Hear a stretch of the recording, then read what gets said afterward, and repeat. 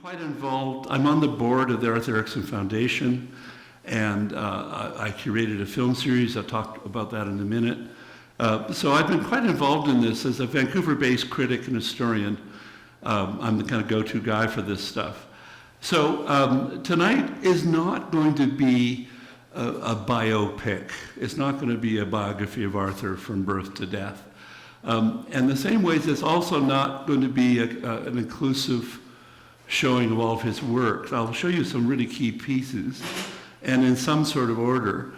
But my main point is as a critic, and I think one of the most important questions that critics try to answer is, why should we care about this architect or this architecture? What is special about it? What is unique? What's innovative? So that's my agenda for tonight. I'm going to try to show you the ideas and the values and the intuitions that powered his career. And I hope it's inspirational to you in your own work and so on, and that you may look at our cities and our architecture slightly differently. So I have a long history with Arthur Erickson. I go right back to my own student days. I'll talk about that in a minute. This is the last picture I have of Arthur late in life. This would be around 2008-9. He died in 2009. Unfortunately, he had dementia, so for the last 5 or 8 years, he kind of lost a lot of his abilities, but not the spatial abilities, not the ability to draw. So again, he's been a crucial guy in my life and promoted me as a critic. He really believes in criticism and thinks it's really needed, and we need people writing and talking about our architecture in Canada. So come along for the ride.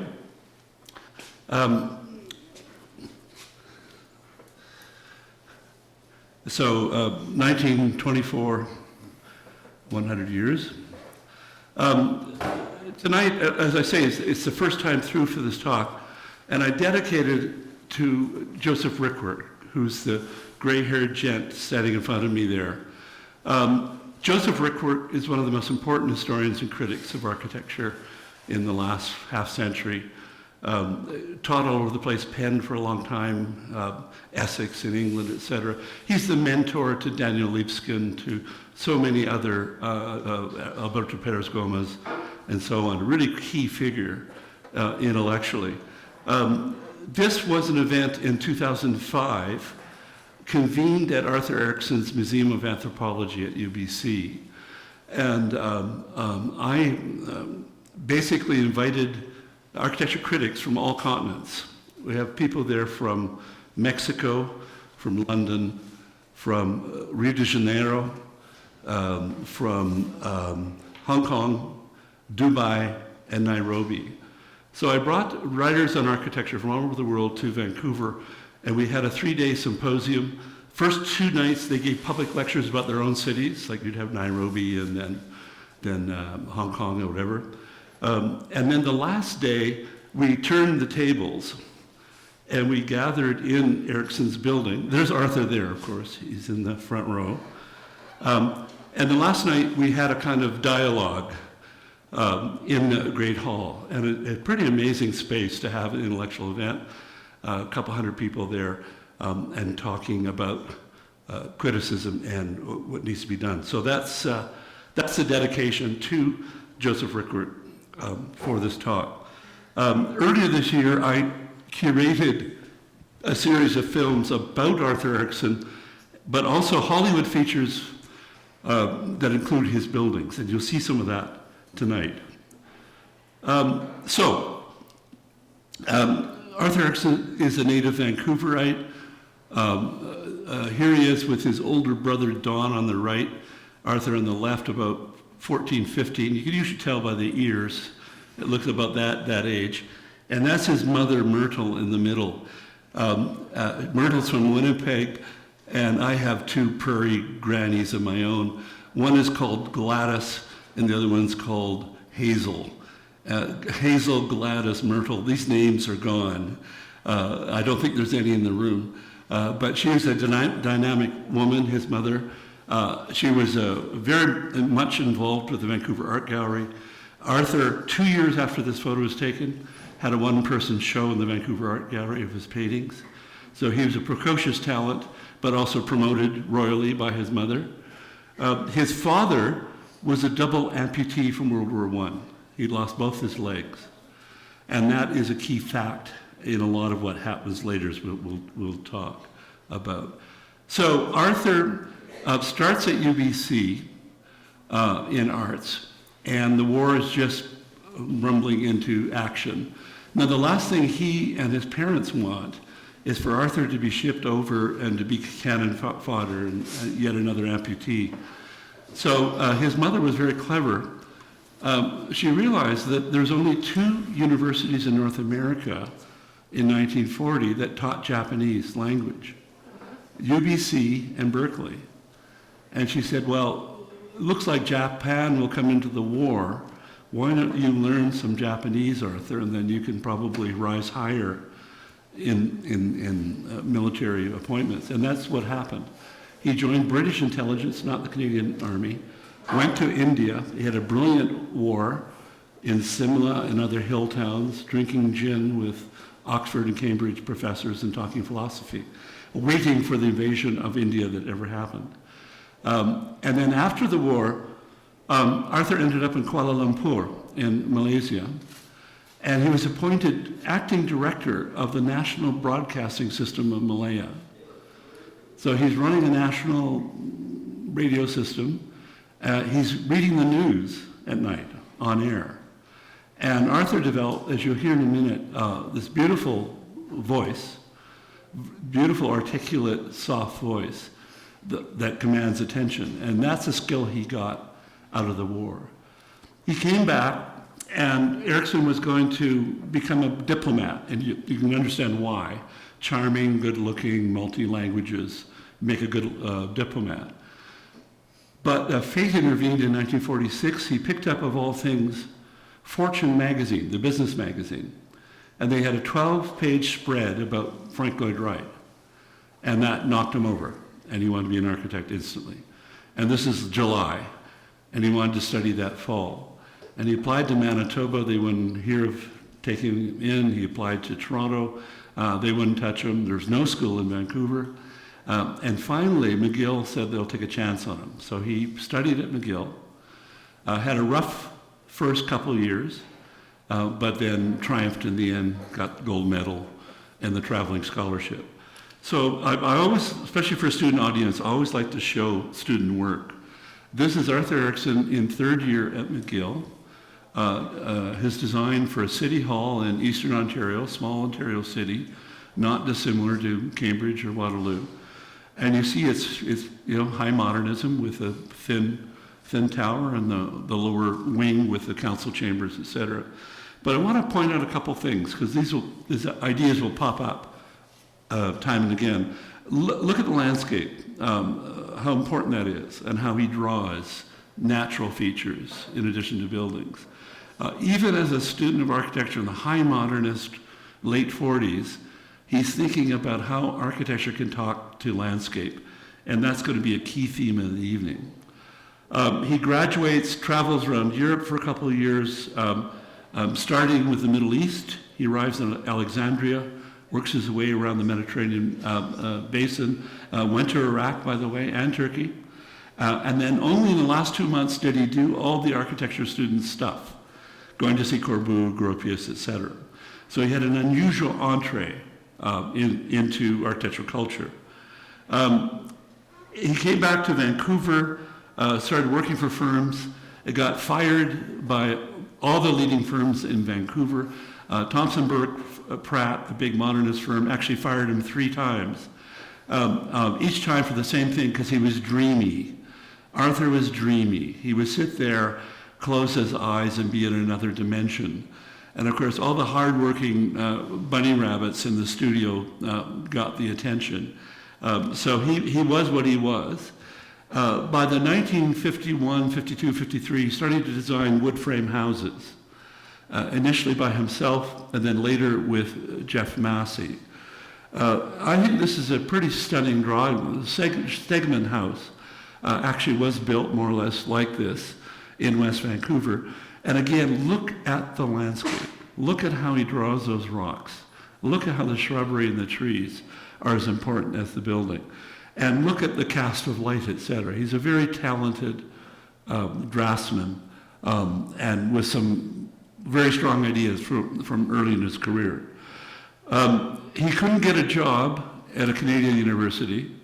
As you know, Canadian universities don't hire Canadians generally in architecture. So he got a job in Oregon and started teaching there. There's a long, noble tradition of Oregon being the place where Canadians can get a job teaching.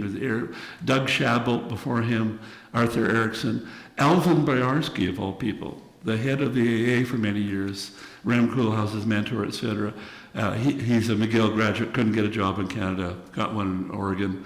And I'm happy to say I was the next one in the line. So we all, Canada doesn't take us seriously. We go down there and launder ourselves.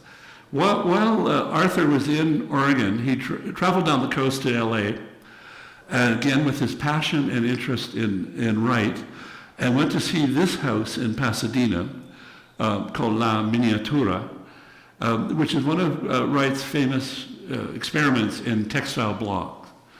And this was originally a low-cost housing solution, that there'd be a kind of repetitive manufactured block that could take ornament and so on. And it never really worked out that way. They ended up being rich people's houses like this one. But Arthur saw it and really liked it, even though in the West Coast in Vancouver, it's a stick-built world. We don't have brick houses. Driving around today, I kept saying, look at all the brick houses. And we have almost none in Vancouver. We're wood builders. So there you get the idea of the textile block from La Miniatura by Wright. And that kind of perked along in his head for half a decade. Until he got this amazing commission in Edmonton, of all places. He'd done 5 houses at this stage, 5 wooden houses. And before he hooked up with Jeff Massey, and an amazing couple, a law professor married to a patron of the arts, an artist, wanted a retreat, a place in the country where they would literally take their art collection. She had assembled a group of 7, Thompson, whatever, amazing paintings. They put them in their van, they drive out to the house, mount the paintings a different way each time, and spend a weekend there. There was no bedroom in this little house. It was only a place to socialize. They brought a cot along, they slept in the living room, etc. So the reason I'm mentioning this is that I'm part of this story. When I was a graduate student in Calgary, the Deputy Minister of Culture met me, asked me how much I was making in the architectural practice I was working in that summer. Right on the spot, tripled it, the wage, and said, come and do a study of modern architecture, because we have nothing designated after 1920. Alberta being an Alberta young place, there's lots of great buildings. Tell us what matters. So that's what I did. I wrote this little book.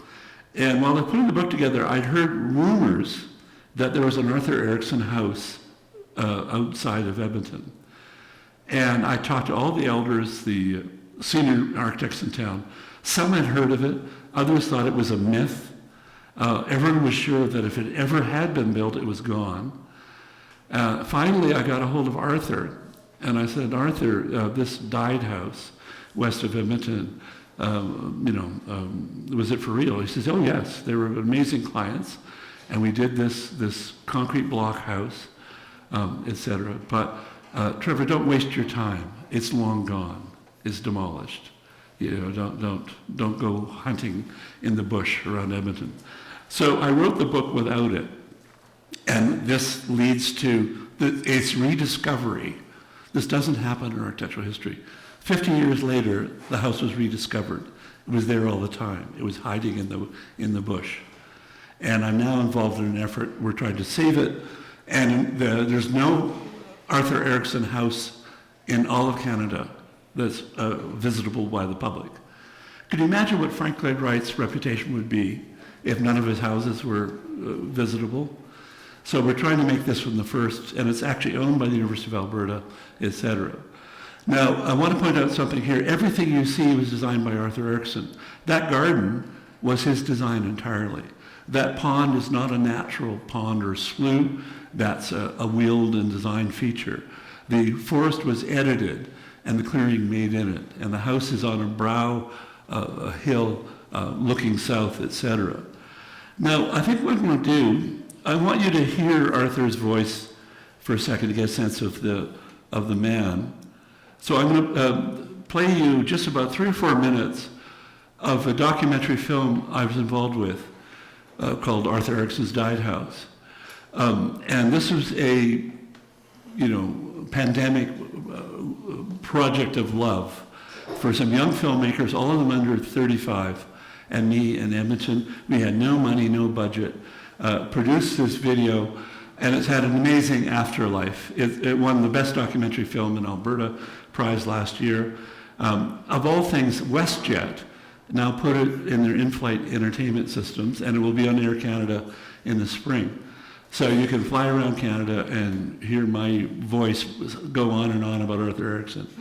So let's just, I want you to hear Arthur's voice, so we're going to play 3 or 4 minutes early in the film. And they just contacted me as the director and said, is put the dining sound up house for this, I think. accessible? Okay, I said, there we go. I have keys to it. Yeah. Come on out, we'll take a look at it. And they were sort of like in awe that it does exist.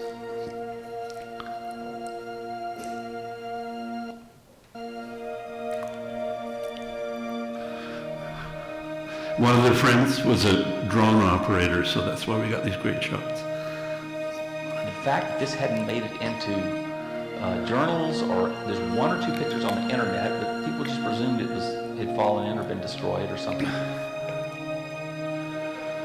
And when they found it, they were truly elated. It was really, it was fun for me watching their reaction. To me, it was just a place that we mowed, we dealt with shrubbery, we shoveled the roof off. To them, it just was this unfolding origami of all these features. And as they pointed it out, the stature of the house started going up, in my opinion. I thought, uh-oh, we have a treasure here.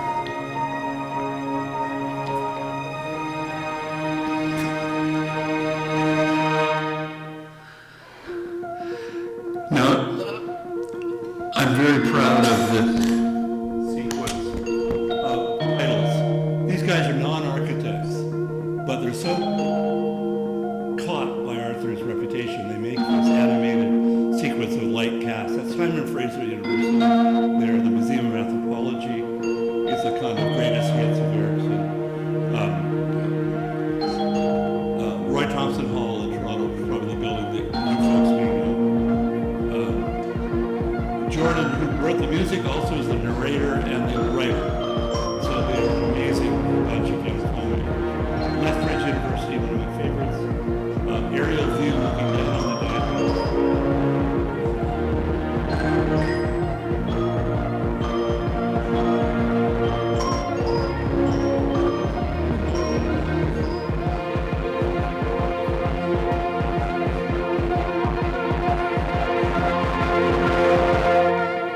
Okay, just a couple more minutes so you can hear Arthur in his own words.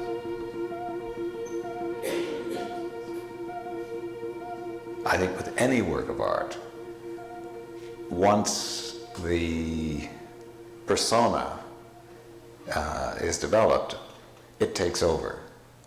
It may take a lot of wrestling and everything else to find out what it is, but there is that point when you recognize the persona, and then your business after that is whittling away everything that is contradictory to that character, and letting the character develop and grow and assert itself even stronger. And I think you often hear about the concept of simplicity, which is so often misunderstood, that simplicity is not doing something which is plain. It's only clearing away all the periphera, which the things which are not inconsequential to that central character, to that central meaning. and it's more clarity than simplicity, and really the two, something to be clear has to be very simple. Okay, so as you see, we found that interview in the Seattle Public Library. Nobody knew it existed. And it's, I think, one of the best interviews Arthur ever gave. So now I'm going to show you, I'm going back to slides. Now we're going to look at his career after the Dyed House, after this moment. There we are. Okay, so there's the house, the garden, all designed by Arthur. This is a house you may know. It's almost certainly the most famous and influential Canadian house of the 20th century. It's a house that Arthur designed 2 years after the Dyed for an abstract modernist painter, Thomas Gordon Smith, and his wife. It's a tiny house. It's only 1,100 square feet. And there's some ideas from the Dyed House of these flying beams. In other words, you take a beam past its support and out into space as a kind of blinder or indicator or arrow. It's an idea borrowed from Japanese architecture, villa architecture, where architecture inflects or directs you towards nature. And Arthur had got a Canada Council grant in 61, 62, was in Japan, came back, and is looking for ways to take concepts from Japanese architecture and do them in contemporary houses. So here's the straight-on ocean-facing elevation with the flying beams floating in air. Arthur Erickson, 20 years after this house was done, was the first Canadian to get the AIA gold medal. And in the gold medal citation, this house is listed as one of the key reasons. As you see, it's a courtyard. It spirals around in plan and in section. That's the painter, Gordon Smith, standing. The white-haired lady is his wife, Marion, who's a fiber artist. I'm happy to say this house has been brilliantly restored. It's not open to the public. If you're my good friend, Elizabeth, if you're in Vancouver, you get a private tour. But we're hoping to find a way to open this to the public. Very near it, a few blocks away in West Vancouver, is this house, the Graham House from 1965. Very, very steep site, and the house kind of cascades down a rocky hillside above the ocean. Really a splendid series of planes floating in space. I'm sad to say this house was demolished 10 years ago. The Lalji family owned the biggest shopping mall in West Vancouver, demolished it and never built anything in its place. We have very, very weak heritage legislation in BC. Now here's a treat for you guys. This is 2 miles from here. This is by far Erickson's most important work, I would argue, in Ontario. It's a house, Hillborn House it's called, for 1974. In fact, the current owner, resident of the house, is here with us tonight. I had never seen it, and I make a point as a critic to see most of the buildings. But we got there on Friday. Greg and I had a splendid tour on a brilliant day of the Hillborn House. Now, the Dyed House, 62, so 12 years later, this is his next experiment in brick. Now, it's a very interesting kind of formal conception. You see there's these parallel walls built made of brick that cascade down the slope, a bit like that previous house. Then in between them, woven in between them, is glulam and major wood elements. So it's wood spanning between brick walls. It's a kind of essay on how you put wood and brick together. And the planes, as they go down the hill, have a kind of primal, almost Karnak quality about them, an ancient quality. The house is in amazing condition. I was delighted to see how well it's endured, thanks to Jonathan and the previous owners. It's been well taken care of. Here you can see some of the logic of the brick, all parallel to the Grand River. The brick planes march up the hill, and woven in between them are the wooden elements. And there's our patron, Jonathan, in front of his house. Again, it's a stunning, stunning composition. And the way it works with the landscape is effortless. Of course, effortlessness in landscape design like this, it takes a lot of study, a lot of care. I've talked to people who worked for Arthur in this period, and everybody in the office thought it was one of the true best projects they'd ever done. It was underpublished because it's Canada, and I think we're looking back at this house and others. Underneath that floor is the swimming pool, had a large swimming pool. Jonathan has built a dance floor on top of it, but it's reversible. The pool is still there. And this is on the upland side by the entrance, the drop-off, etc. So Hilborn House, Cambridge, Ontario, 1974. Now, now going from the houses into the public buildings, after the Dyed House and after the Smith House, or about the same time, Arthur entered the competition for Simon Fraser University, a new university on top of a mountain outside of Vancouver. The premier, who was a kind of populist, not unlike your own Ford here, was in a helicopter ride, saw this flat-top mountain not far from Vancouver, and just said, let it be so. We're going to build the university on top of the mountain. Enormous problems, access, traffic, climate, ice, etc. But nonetheless, this is the drawing that won them the competition. And not many of you draw in ink anymore, but this is an astonishing ink drawing with its detail, perspective, and its drama. The fjord-like landscape, you see the black behind is the ocean, Pacific Ocean, North Shore Mountains behind it. And the university is a megastructure, as a one building, everything's in one enormous building. So here's Arthur on the right, Jeff Massey on the left, with that very same drawing, just having got the news that these two who had done 5 wooden houses, had never worked in concrete or steel, never done a public building, had won the competition. So they very wisely brought in other firms that realized some of the buildings. But this is what launched Arthur into the international realm. And talk about chutzpah and talk about idealism, where you could be a young architect, barely in his 30s, win a competition, and then build a whole career on it. Here's Simon Fraser today, the main mall, the main space. To give you an idea of how advanced it was, that space frame over the plaza, there was no space frame available commercially. You could not order one from a catalog at this time. It was handmade with two-bitter steel and cable and wood to make a space frame. So again, technologically an innovator as well as a formal and landscape one. The main library of the university is on the right.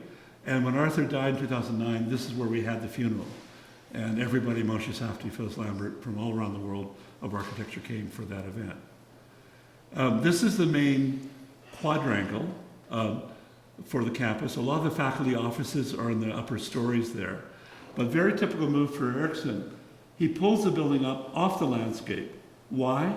Because you have this stunning view on every side.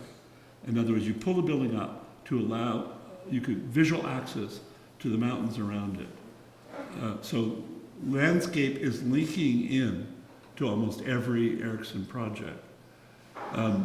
Where did the idea come from? Well, this was never appeared in print because it would shock good conservative Canadians. Arthur never spoke about it publicly until he told me about 10 years ago, 15 years ago. The source of Simon Fraser's ideas is this project in Mexico, just outside of Oaxaca.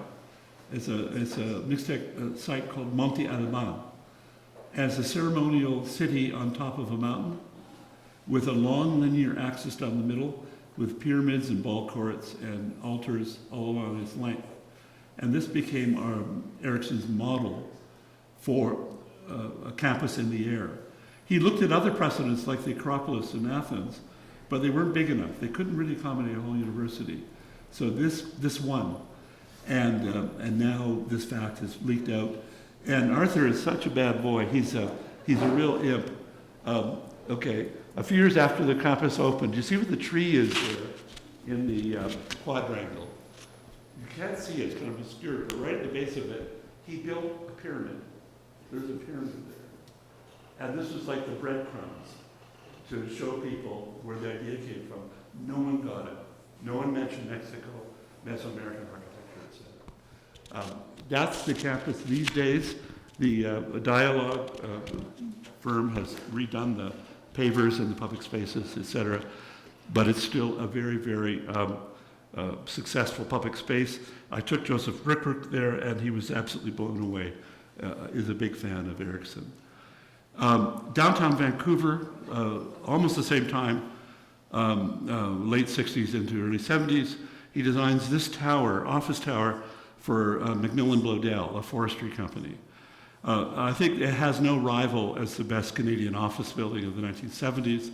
An amazing conception with this heavy cheese grater trabeated frame of an elevation. Deep punch, the glass line is 5, 8, 10 feet behind. The whole building was conceived with entasis, the Greek notion of slenderizing a building as it goes up. A very sophisticated piece of design, still there.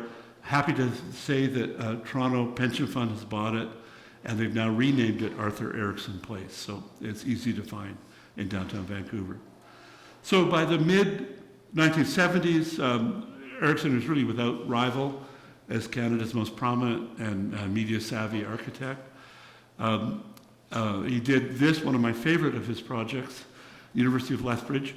This is a true megastructure. In other words, it's the entire university in one building. It's everything. The lower floors are student residences and cafeterias. Middle floors are classrooms and labs. Top floors are faculty offices and the president, all in one enormous building. And I was a high school kid when I first visited it. And maybe the only thing you remember from this lecture. I walked around the building, and there I saw these kids, the students, were wearing very strange uniforms. And I said, what's this? What are you doing this? He says, do you watch Star Trek? I said, yes. The kids, the women from small town prairie land, had sewed and made the first Trekkie outfits. Trekism began in this building. Why? Because the students lived there day and night in the spaceship. And they were watching Star Trek on TV. It's the only thing that came close. So here you have it, folks. Be proud of Canada. The Star Trek fans start in this building because of an innovative design. This is an exhibition. I interviewed Arthur and got his ideas down on paper. Another view, uphill side of it. There's been horrible buildings added to it. This photo, if I took it today, there would be an absolutely atrocious piece by KBMP on one side. It's bigger, it's looming, it's got POMO details. It's a real disgrace. And how Mitch Hall and Bruce did this, I have no idea. But it's been corrupted by other architects. Here's Arthur presenting the maquette for the UBC Museum of Anthropology. When Elsa Lam and Brian Lifsey did their book on Canadian architecture, of course, this building was on the cover. They said there's no competition. There's no other building that represented Canadian modernism better in their view. It's a very intriguing building because Erickson spent a lot of time going up and down the coast, as did Emily Carr a century earlier, and went to First Nations villages and saw the ruins and the great houses and so on, and realized that this is an incredible material culture. But how would you translate it into a contemporary building? So he takes some of the logic of the frames of these Haida and Kwakiutl houses and abstracts them into the shape of the hall here. And here's a wonderful image I'm very fond of. It kind of captures the romantic notion of the architect, of the creation, looking at. A lot of architecture, as you know, as students, is looking and thinking and looking again. And I love this photo. And we skip from this 1972 in Vancouver to Hollywood, coming and shooting a film here. Great story, and I showed the whole film in my series.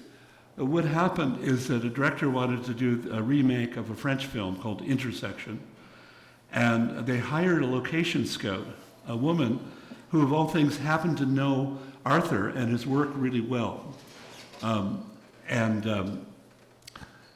They toured them around, the production designers, etc., and they were blown away. And there had to be a museum in the film, so that the museum is part of the narrative. But then they toured the houses, some of which I've shown you, and they liked those as well. Then finally, Richard Gere and Sharon Stone, the stars here, came up to Vancouver, and they really hit it off with Arthur. And Arthur, with his charm, etc., became it's almost a meta movie.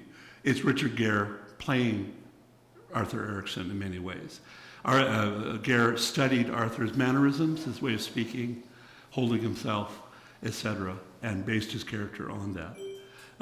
The film you can get, by the way, on Amazon Prime, whatever, it's called Intersection, 1994.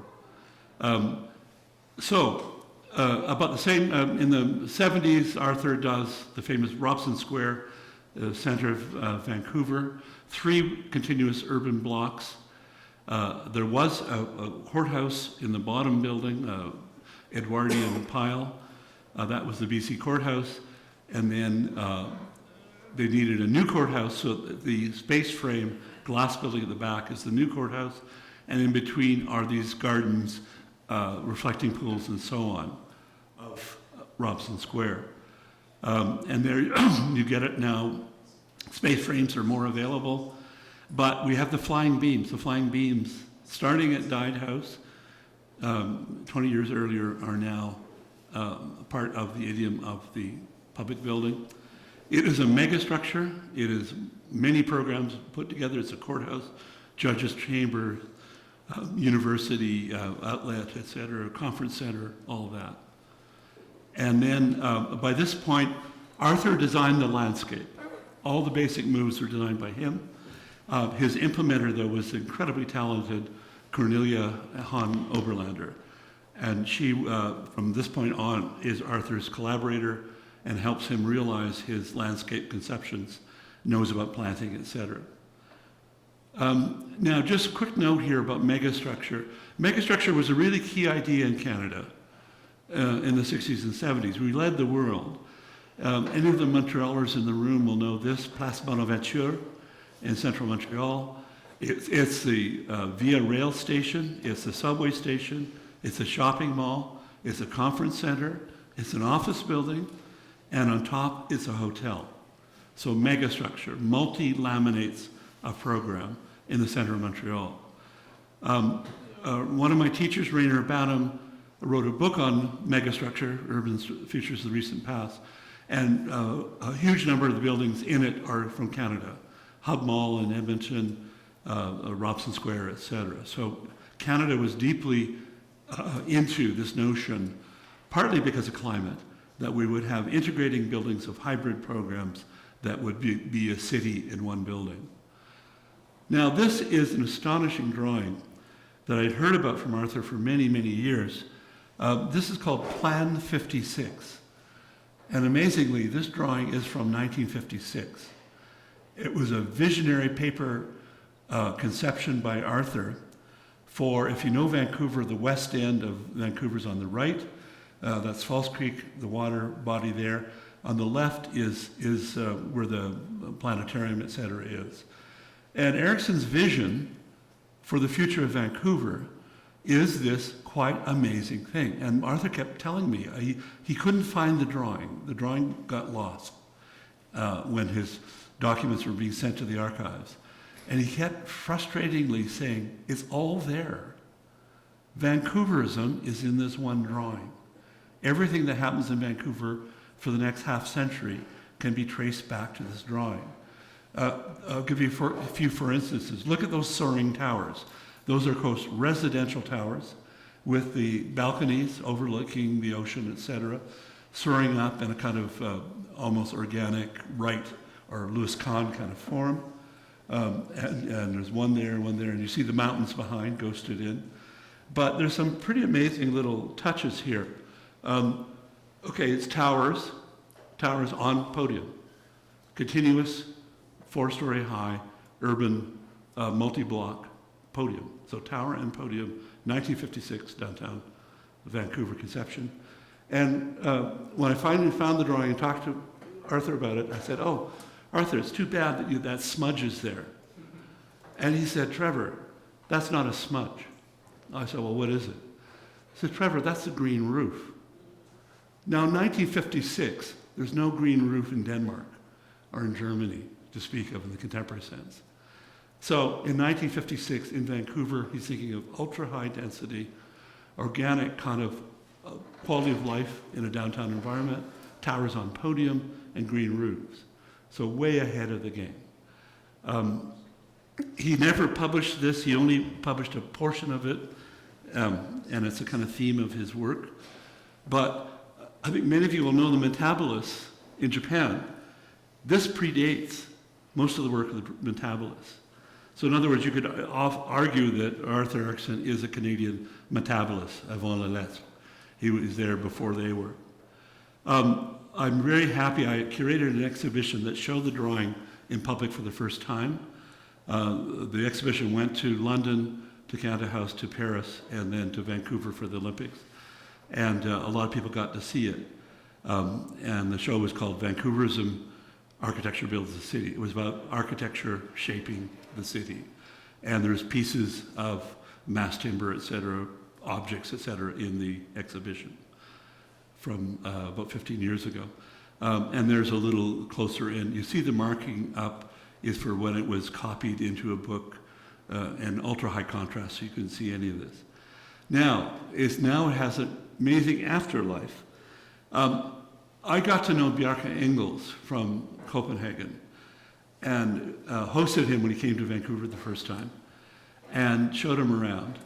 And I showed him this drawing, and he was blown away because Danes know something about tower and podium, SAS Hotel in Copenhagen, etc. They know something about green roofs. They know something about high-density living. So he really liked it. And then I introduced him to this fellow on the left, Ian Gillespie, developer, a company called Westbank. Some of you will know in Toronto on King Street, there's a major project with Bjarke Ingels for the same developer. So this is my exhibition on that Ingels design called Gesamtkunstwerk. And there's the rock star Bjarke about 15 years ago when I first met him. And the model, a $500,000 model of the project. It's the single most valuable building in Canadian history. It sold out about $700 million worth of condos, overwhelmingly to China. It hit the right moment for that market and did extremely well. And you see it's overlooking False Creek at the edge of downtown. So, I think there's an operative idea in Erickson's work, which also I think has become the key operative idea in Canadian architecture. And that's the notion of the constructed landscape. In other words, buildings approaching the condition of landscape, or buildings in intimate dialogue with landscape, or a breaking down of boundaries between landscape and architecture. And I think this is the central idea in Arthur's work, and I'll close in a few minutes this lecture by showing you some contemporary architects in Canada who I think are carrying on the tradition of the constructed landscape. I started writing as a critic as an architecture student. There's nobody in Western Canada doing it. No one told me I couldn't do it. I did it. And I've been dealing with this idea all of my career. The working title, I'm doing a collection of my writings, and the book is going to be called The Constructed Landscape, Writings on Canadian Architecture since Expo 67. Now I'm going to show another building that really blew away Bjarke, And I'm really happy to, whoever did the poster here, good for you. It's a very nice poster. And they thoughtfully included this building, a lesser well-known Erickson creation called the Evergreen Building. It came right after Robson Square in the mid-70s. The client was a lawyer, Mr. Lawson, and he wasn't sure if he wanted it to be residential or offices. It's overlooking the harbor, very nice site. He said, Erickson, can you design the building so it's convertible from office into housing and back again? And Arthur took that as a challenge. Very interesting design. It's got this soft organic side on the ocean and mountain side, but on the other side of the building, it's a severe modernist flat office building. And the ability to turn the corner to deal with the two conditions is really a sign of a brilliant designer. Cornelia Hahn Oberlander is his landscape architect here and worked out all the issues of having ivy growing like that in a building. We can do this in Vancouver, the climate's right. I know in school we used to learn how to render and put fake ivy on the sides of Alberta buildings, but they would never grow that way. In Vancouver it does. So there you have the kind of shaggy thing. We nearly lost this. The owner wanted to demolish it and put up two skinny little towers. We had about a 7-year fight. I'm happy to say that IBI, of all people, a big corporate Toronto firm, had their offices in the building. They had a very good, very solid, legally bulletproof lease. And they said, sorry, we're not moving. We have a 40-year lease and we put all our improvements in. We're not leaving. And they spent hundreds of thousands of dollars in legal fees to fight the owner, to give enough time for the planners and heritage people to put a designation on this. This is the first piece of modernist architecture in British Columbia to get historic designation. And I'm happy to say it's been fully restored, brilliantly restored. And if any of you come to Vancouver, just phone up IBI, or Arcadis as they're called, and go down and look at their studios. I think I'm going to skip on this for a moment, well, only to say this is where I got the architectural bug. I was 8 years old. We shopped at Safeway. There was a kid's encyclopedia. You got a free volume. We spent $10, which is a lot of money back then. And my mother bought me this book, The How and Why Wonder Book of Caves to Skyscrapers. And it's a kid's history of architecture from the pyramids to last week. The last two buildings in the book were the Seagram building by Mies van der Rohe, Philip Johnson, Phyllis Lambert as client and producer. It didn't do anything for me. I'm growing up in Edmonton, boxy, modernist city, who cares? Another boxy tower. But the last building was Ronchamp by Corbusier. So this voluptuous, curvilinear, irrational, strange building with 16-foot wide walls in one place and 2 feet in the other, and random window placement, etc. I got the bug. So when I went into architecture school, I did 1 year at Calgary, very disappointed I was going to quit.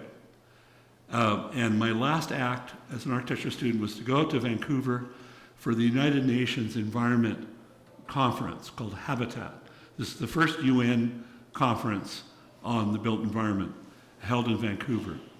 And this is my first Arthur Erickson building, quasi-building that I saw. The foreground pavilions are a temporary pavilion designed by Erickson, made entirely out of paper. Now this is 1976. And this is where the delegates came and got their badges and so on. It was the greeting place, the front door of this global conference. And it's pretty amazing. Those are like paper sonotubes for construction, tubes, etc. They had the school children of BC collect newspapers, laminate them, and then paint them on the soffit. So that's the surfaces are all laminated newspaper. It's entirely made of paper. And someone who saw this then, as a student like me, was Shigeru Ban. He was in Vancouver, saw it, was super impressed with the whole idea of using paper as a building material. And then decades later, 1983, the big Kobe earthquake, Shigeru Ban designs these temporary housing for the earthquake victims made entirely of paper. Same idea, and he's very honest about it. He says it's Erickson's idea. I did it. I wanted to find a way to do it my whole career, and finally found a way 20 years later. And then they talked Sugar into coming to do a project in Vancouver. Here's the Evergreen building in its current state, and there's a tiny little strip of land here between two streets, not very wide, and the concept was to do a narrow addition to the Evergreen with the same detailing, the floors matching, the concrete treatment similar. And then on top of the building, there's this mass timber birdhouse, 8 more stories in mass timber perched on top of the concrete base. Very audacious concept. The only reason Sugar Band did it was as a homage to Arthur and to the lessons he'd learned early in his career from the Canadian. I'm sad to say this is a victim of the pandemic and recession. They got up to the 3rd floor and stopped construction. So it's a ruin now and never got completed. I don't think it ever will. It's just too expensive for tiny floor plates. So now just into the last part of Arthur's career. This is the Canadian Embassy in Washington, D.C. It's on Pennsylvania Avenue between the Capitol and the White House. It's the one and only embassy that will ever be located on Pennsylvania Avenue. A huge feather in the hat for Canada that we got the prime site. Like everything in Washington, there's endless rules, mandatory classicism. You have to have classical references in contemporary buildings there. Build to lines, et cetera, very, very restrictive for design things. I think this is a mischievous building. It was never really understood when it went up. The easy way out of it, I think I may have even heard Rick Haldenby say this, was that it was Arthur Goes Pomo. But I don't think so. So it's one of these buildings that's taking a long time to digest. Here's the poche, the ground floor plane with the mandatory classical columns, the courtyard at the center, and the embassy wrapping around it in a U-shaped thing. I was teaching at Carleton when this went up, and I wrote the cover story review of it, so you can just go back, being an architect in the late 80s, and read my review. And again, audacious, complex building that I think we're only starting to come to terms with. I'm not alone in my sentiment. Benjamin Fogy, the architecture critic for the Washington Post, declared this as the best building of the 1990s in Washington, D.C. And Cornelia, once again, with the hanging ivy, the main entrance. And you can barely see it at the bottom, but the black shape is by Bill Reed. It's the Spirit of Haida Gwaii monumental sculpture. Its twin, a copy of it, is in the Vancouver airport, and some of you may well have arrived to Canada and seen it there. This is the last building where Arthur was totally in control before his dementia really set in. This is near Granville Island, just near False Creek overlooking downtown. Arthur was getting very tired of the skinny high-rise tower and podium idiom of Vancouver and wanted to show that you could get the same density in a different configuration. In other words, more of a European 5- and 6-story courtyard-based design rather than tower and podium. So this, the density here, it's called the Waterfall Building, approaches that of the tower and podium complex that's a few blocks away. So here's the courtyard at the center. Here's Arthur with the model, Win Baleska, who worked for him for many years as a project architect. And a great story, you see the bow truss there, and you see a little line at the bottom. That's the waterfall. In other words, there's a wall of water separating the courtyard from the active city street on the right. Why is there a waterfall here? Well, the secret is below. Look in the section of the lower level. That's a server farm. Continuously operating CPUs, 24 hours a day, generating intense heat. So there's a circulation system of water going through, scrubbing the heat out of that room, going up and then coming down as a waterfall at the front end of the building. So once again, a really, really intriguing idea, very advanced for 30 years ago. Here is what was going to be a restaurant, slanting glazed wall. Water, Arthur wanted water to flow over the glass continuously. Arthur was a great fan of rain and grayness, etc. And the notion that there should be a restaurant where it rains every day in Vancouver.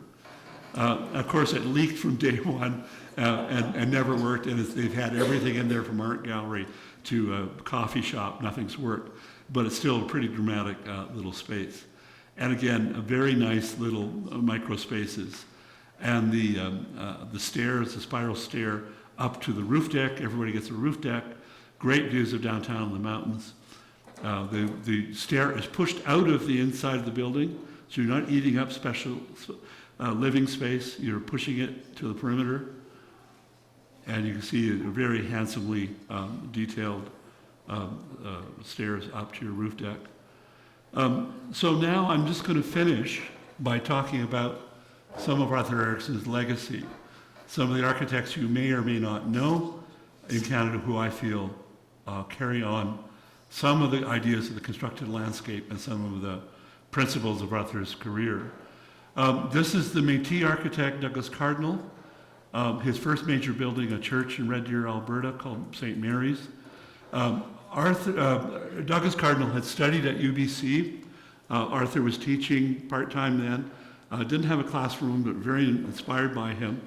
And then Arthur won the competition for Simon Fraser a few years later. And this is so Canadian. Arthur Erickson went to the dean with the good news. I've won this major competition for to design a university. And the dean of engineering, which was the faculty they're in, said, "Very good for you, Professor Erickson. Now you have a choice. You can teach in a university or design one." They fired him. Because he'd won a major competition and couldn't be there 89 hours a week, he got pushed out. And he's a natural teacher, never taught again full-time. And it's how we treat our innovators in Canada. Anyway, his work, Simon Fraser, and the other things I've shown you, were hugely inspirational for Doug Cardinal. The notion that architecture could aspire to plastic power, kind of a primal quality of space and light, really, really inspired Cardinal. So if you talk to Doug, he'll go on about how important Erickson was to him.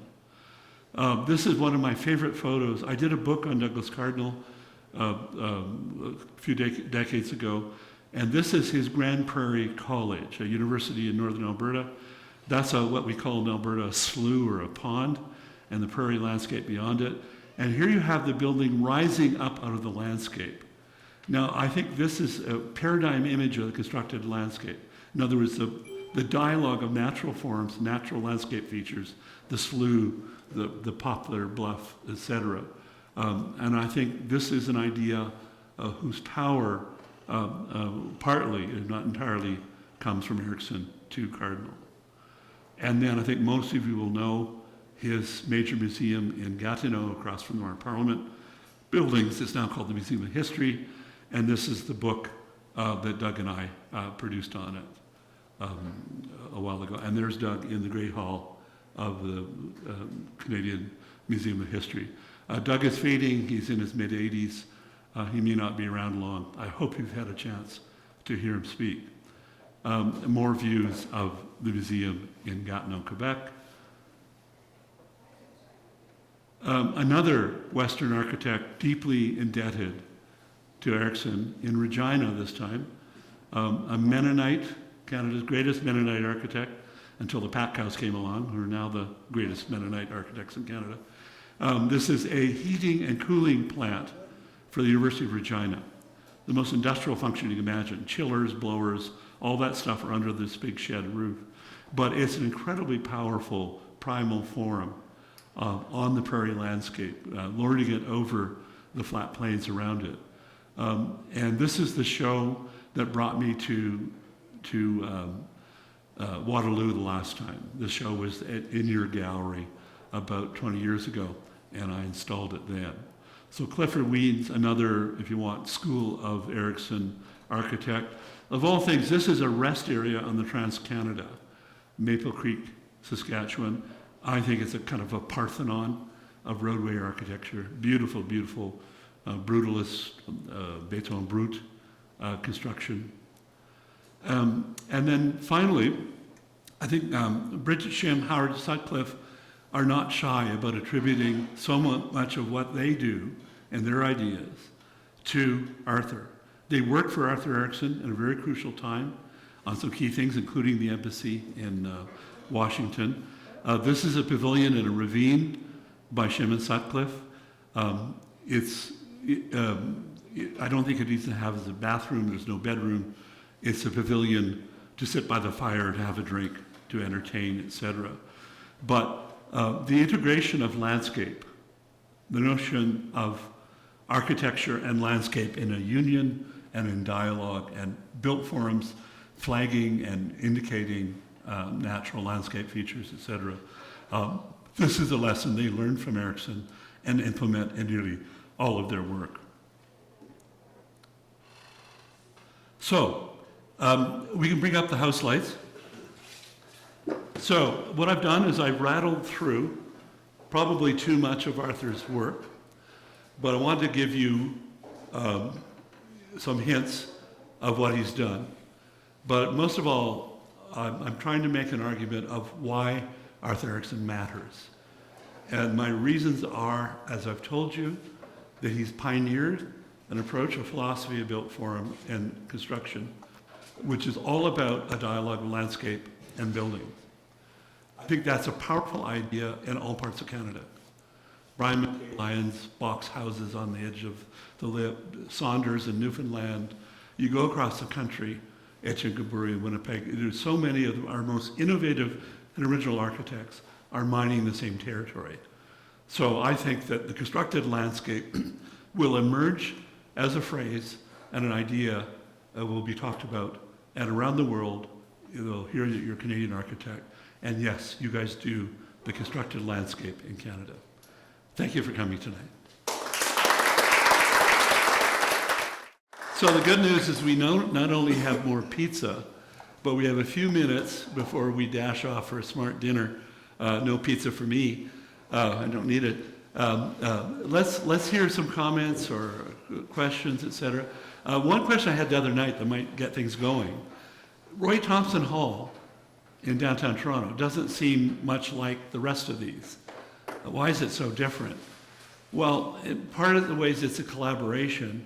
A Chinese-Canadian architect, Bing Tong, did most of the skin, the outside, the curving glass forms. And Bing is obsessed with curving buildings and did that.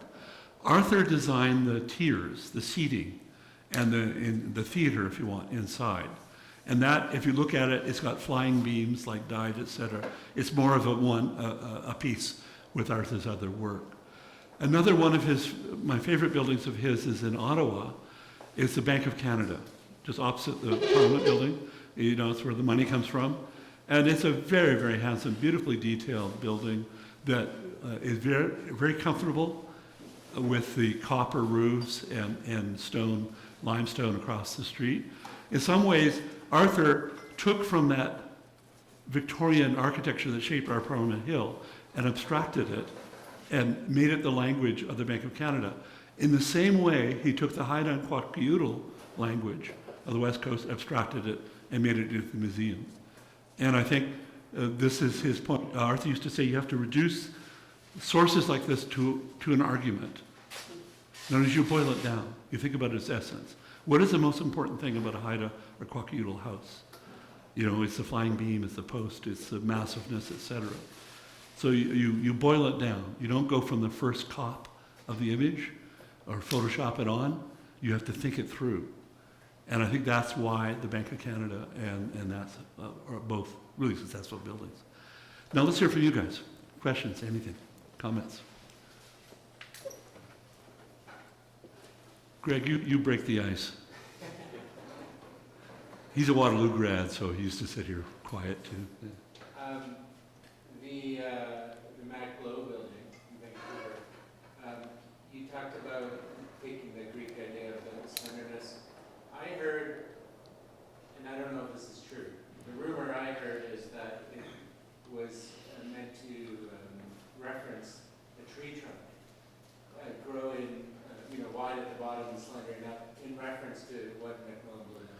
Well, I can tell you as a critic, you always have to be careful of those kind of tales. They're nearly all apocryphal. In other words, that story is made up after the building's done to explain it to a journalist, to a TV reporter, whatever. No, it is more sophisticated. When Arthur did his student tour around the Mediterranean, he really got interested in Tassis. You know, how this is a principle of Greek and Roman architecture. And any of you who've done the Rome term will know all about it. Rick is over there now with your cohort. So he knew the idea, and he did one scheme for the Macbeau Tower without entasis. In other words, it goes straight up. It looks so hunky and bulky and fat and awkward. And it's funny, just that simple tapering of the building. Imagine what that did to the structural engineers. Mr. Erickson, we have to change the formwork on every floor. We're moving it back 6 inches on every floor. What? Are you kidding? You know what that's going to cost? How much extra labor time there is to reset the forms, etc. But it paid off in the long term. I mean, it really is an amazing thing. The glass line is constant, but the building tapers and gets thinner as it goes up. So it reduces weight. I guess I could use some entasis myself. Yeah. Anybody else? Yeah. Can you talk a little bit about the Hilburn House, where you said it's close to Cambridge? Yeah. And, Yeah, it used to be a pilgrimage spot for students from here. Less so in the last few. But it's not open for the public. No, sadly not. Although it may or may not be sold soon. If that happens, look for the real estate listings and pretend you've got lots of money and show up and tour it. I think there's probably a way, when Rick Haldenby knows the owner quite well, when Rick comes back, perhaps there will be an occasion to have a student visit or two there. I really encourage it. You know, you guys, there's not a lot of other modern buildings that are really inspirational here. You know, you need to see good works. And they're not all in Rome. Sorry, Waterloo. The world does not begin and end in Rome. And that there are good contemporary buildings in Canada and good contemporary architects. So I'm really hoping it becomes, I don't think it'll become a museum house like the Dyed House. The Dyed House is owned by the university, and it's next to the Botanic Gardens. The Aga Khan Garden is right next door. There's a Japanese historic garden. It's an astonishing place. It's the most interesting place in Edmonton. And we're really hoping that becomes a museum. By the way, the film that you saw a few minutes of, 55-minute film, wasn't time to show it all tonight. I just gave you a little taste. But we'll arrange another time. Maybe I'll come back for crits, or some other time we'll come back and we'll show the film and look at it. And maybe with a little bit of luck, we might also go see the Hilburn House, which is a wonderful combination, because Dyed and Hilburn are like sisters and brothers. One from the early 60s, one from the early 70s. Yeah, comment back there? Oh, yeah, Jonathan, go ahead. If I could Sure. jump in. Sure. Yeah, I'm the owner of Hilburn House. Yeah. Hello. You've got 100 new friends. That's right, and I will be in touch with Rick, and Oh, good. something's going to be arranged. So Oh, okay. people that want to see it from the school, you'll be able to. And it has been a pleasure to have that house for the last 24 years. I've owned it longer than anybody else has. I think I'm about the 7th owner. Yeah. So a lot of owners in 50 years, but it's quite the place. Well, what a good news evening. First there's free pizza, now there's a tour of the Hilburn House. Aren't you glad you came? Yeah. Good. There's another comment up here? Someone in the back row there? Yeah, there you go. I'm Yeah. just going to follow up on what you mentioned, this particular Hilburn House. There's a notion of extended walls. Yes. That today's society would think they're firewalls or something like they're. Yes, it'd be value engineered away. Yeah. Yeah, so they're- And some people think of it, we heard about the flying beams, like the Dyed House and the museum, etc. Some people argued that was Arthur experimenting with the flying wall. In other words, the wall extending past its functional limits and becoming a form in space. a space-defining element, as well as connecting with the wood below it. And I think this would be a great topic for a grad student or a thesis, et cetera, is to kick that idea around. Because in some ways, the power, like in the Smith House with those incredible cedar beams floating in space, it's a similar effect when you're standing up there on a Blue Heron Road, seeing these planes marching down to the river, and they don't line up, they're displaced. It is an astonishing piece of land art.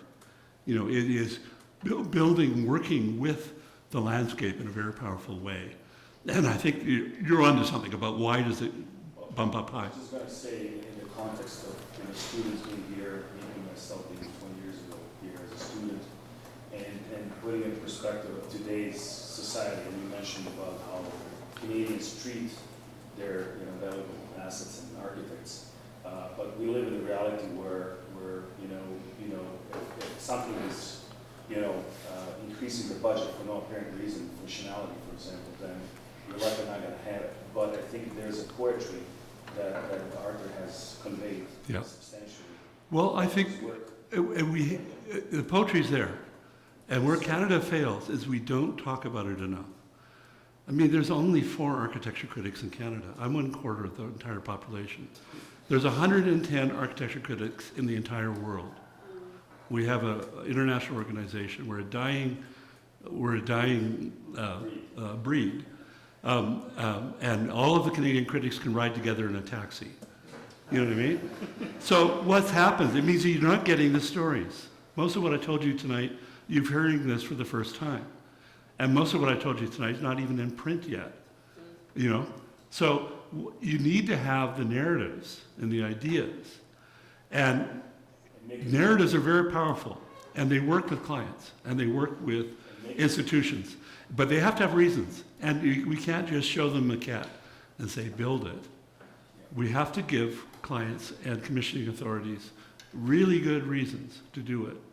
I teach, I've taught it at UBC in Carleton. I'm teaching it now in Calgary.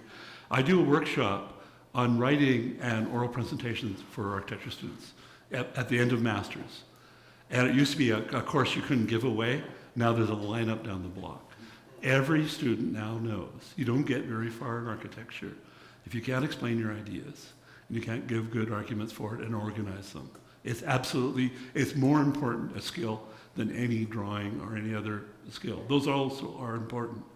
But you really have to communicate. Architecture is in a public realm, and there are stories, there are narratives in buildings.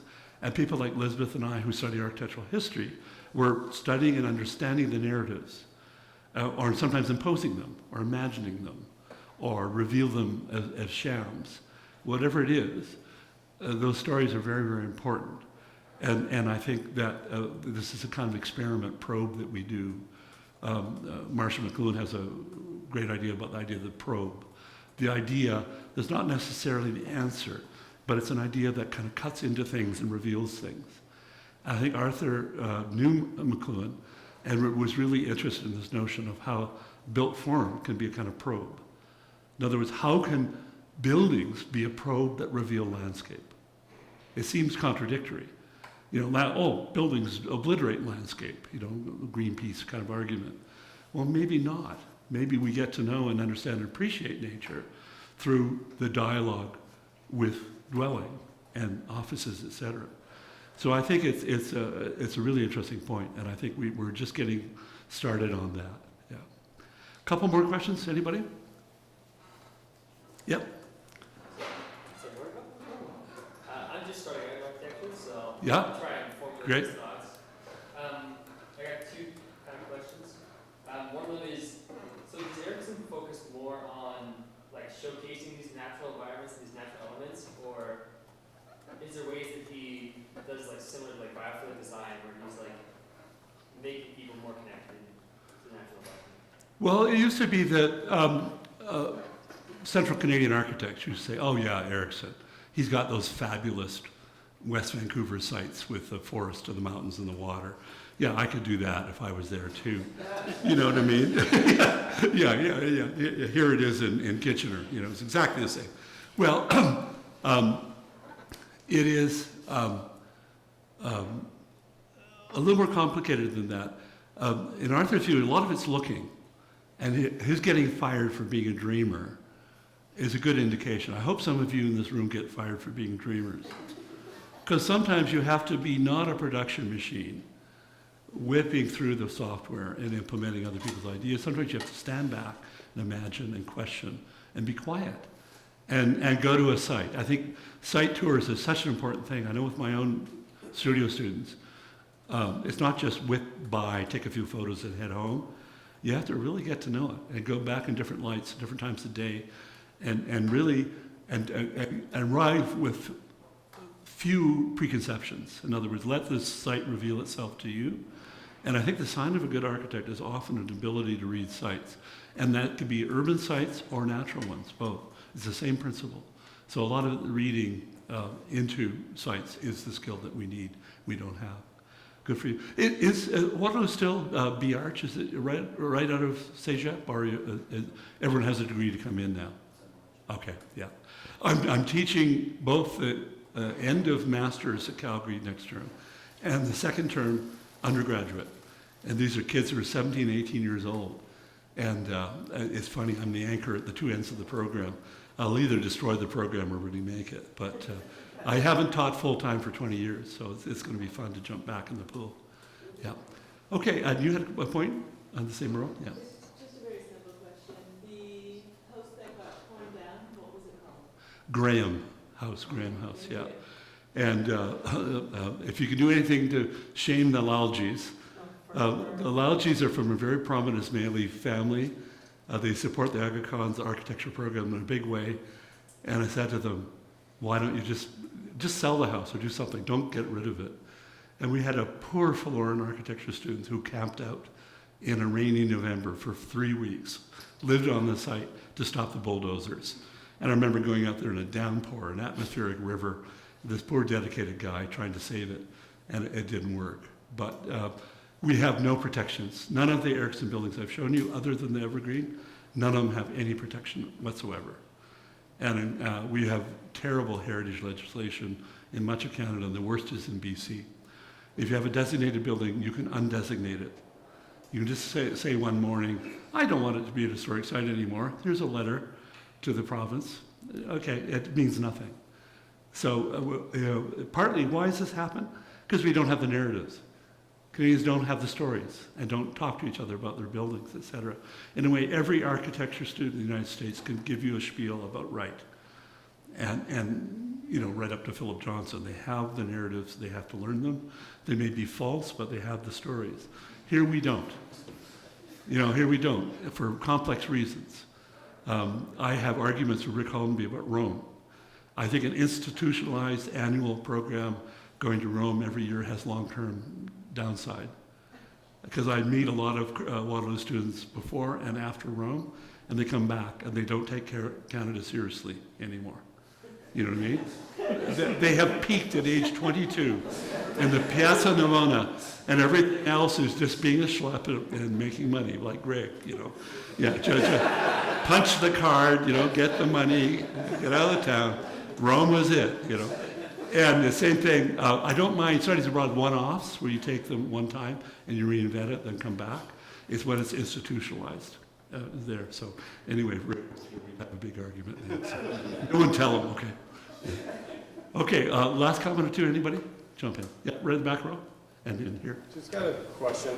So I went to Carleton, you talked Yeah. there, Trevor, and I just remember Tom Buchanan, and some of the work we were doing with him in the studio was all about kind of intuition and design, and you would intentionally post-rationalize. Yes. And one of the interesting things about, I think, what your work has brought, and the critics in Canada and around the world, is that they're bringing a voice where there was no voice, or they're connecting the architecture with, I'll say, common perspectives, and that I think is really, really strong, and I applaud you for doing that. And well, it doesn't pay very well. I'd trade my job to Greg's any day, he's got a nice house and a rented car, but but there's a reason. Criticism is difficult. It's hard to do because you have to know a lot about the subject.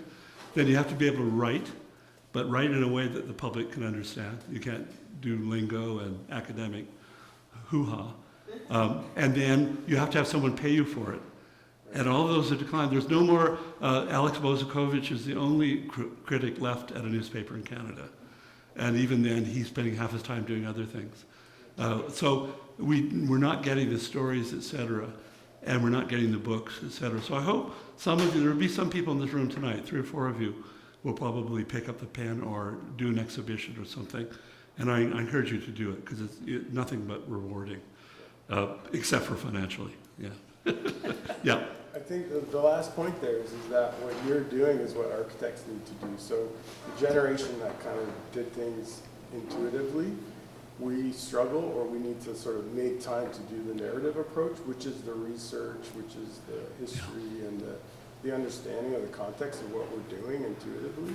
So we have to like make time for that professionally, and that's what you do, like by and large. But I think that's the point of the narrative. In architecture, you have to put in the time. You might start with the solution, but you always have to sort of... Yeah, there's not enough good arguments anymore, you know? I couldn't stand Calgary, and I came back, and even then I couldn't stand it. So I went to London and studied AA for a term. And Rem Koolhaas was my teacher, and Zaha was a fellow student, and Myrna Schumi was there. So I just jumped in the pool of architecture. Then I came back to Canada and never looked back. I said, well, I invited Rem to Calgary. Here's a good little story. Now, I ran the lecture series in Calgary for years, and we had Robert Stern come from Columbia, and we drove Robert from the Calgary airport over to Centre Street, then down Centre Street. If you know Calgary, you go down a hill over the Bow River and you're downtown. And between the airport and Centre Street, Bob Stern had libeled every major figure in world architecture. Oh, so-and-so, he's sleeping with his brother's sister. Oh my God, the coke that goes up that nose, you wouldn't believe it. And he had this New York download, it just bum, bum, bum, bum, Bobby Stern's gossip. And then we came down Centre Street, and he saw the glass towers of the Calgary oil industry. We're coming down Centre Street. He says, oh my God, take me back to the airport. For him, it was horror. All these modern buildings in one place, and no masonry and no Upper East Side. Same exact trajectory with Rem Koolhaas 2 months later. I'm taking him down Centre Street. He looks at it, he says, this is fucking fantastic. Okay, we have to do the grid now. I said, what do you mean, Rem? Ben, okay, we go to every street, I'm taking photos, we do every street in all the downtown. So we spent an hour and a half doing a grid photo survey of the 28 construction cranes building the towers of Calgary Oil Patch at the time. And for him, it was hypermodernism, it was the New World, etc. So completely different attitudes. But again, I think generally, architecture schools, crits have got too nice, people pussyfoot around, nobody says what they're really thinking, da-da-da-da-da. We've overcompensated some way, and your education's suffering. So have a fight now and then. Disagree. Yeah. Elizabeth? Yeah. Yeah, I'd like to reiterate the importance of storytelling, because you've demonstrated that very clearly and given us a fabulous lecture that's full of stories. I've been in the work that I'm doing now, as opposed to what I was doing when I knew you. Yeah. I'm working with indigenous systems of knowledge. I'm working with First Nations in Manitoba. And I have learned over the years that storytelling is essential to culture. And so all of the culture and ways of knowing and traditions are passed from one generation to another by telling stories. And the storytelling, that's when it sticks. When you hear a good story, what we're going to remember from this lecture, a lot of it is the funny stories you've told us. I'll never forget that story about Bob Stern. Take me back to the airport! I have my own story about Bob Stern, but it's not Everyone as does. funny as yours. Well, I've got another Bob Stern thing. We hosted him in Calgary. And then 4 years later, I was a prof in Oregon, okay? And I'm at an academic ACSA meeting. I got my little name tag, Trevor Bodie, University of Calgary. And he spots me from across the room. And he's about 5 foot nothing. And came up to me. And he comes up to me and says, Trevor, last time I saw you, you were in Eugene. Now you're in Calgary. One hellhole to another. So I often want to have cards, hellhole, Calgary, Alberta. Yeah. So, what it would be, it's funny, he really wanted me to come to Columbia and study with him because he knew I could write and that I do a lot of architectural history, but it was not the right choice. Well, I'm going to give the students a little bit of advice. Yeah. I'm nowhere near the writer that Trevor is, but I had to write a dissertation for my PhD. And Joseph Rickward was my supervisor. And he gave me one of the best pieces of advice my whole life. He said, I had writer's block. I was making no progress whatsoever. And he said, just tell it as a story. You tell me the stories, just write it down as stories. And that got me over the writer's block, and I got my dissertation and ended up here. No, it's great advice. But don't forget the stories. In studio, a one-paragraph narrative about your project's about, which should go through a few drafts and be polished and make it its essence. That can be so powerful, so useful. Rather than getting up and saying, well, here's my plan, and you come in from here. Okay, any questions? The deadly crit. The crits where there's nothing to say. The student presents the work and no critics want to say anything. That's kiss of death. You're murdered. You're gone. You've been waiting very patiently. I'll let you ask a question. I was wondering, since you said Canadian architecture, you hope it's to be believed as a constructive landscape, but more often we're designing urban landscapes Yep. that aren't as beautiful as Vancouver. Yep. How would we approach that from, like, if we're designing Kitchener-Waterloo? Well, I think Erickson's work's got a lot of clues on that. He believed in it. He did those swooping organic forms in the conceptual drawing, the waterfall building as a different approach to public space and to living together at high densities. The McMillan Bodell is a kind of paradigm of how an office building can be more than just a shiny box, whatever.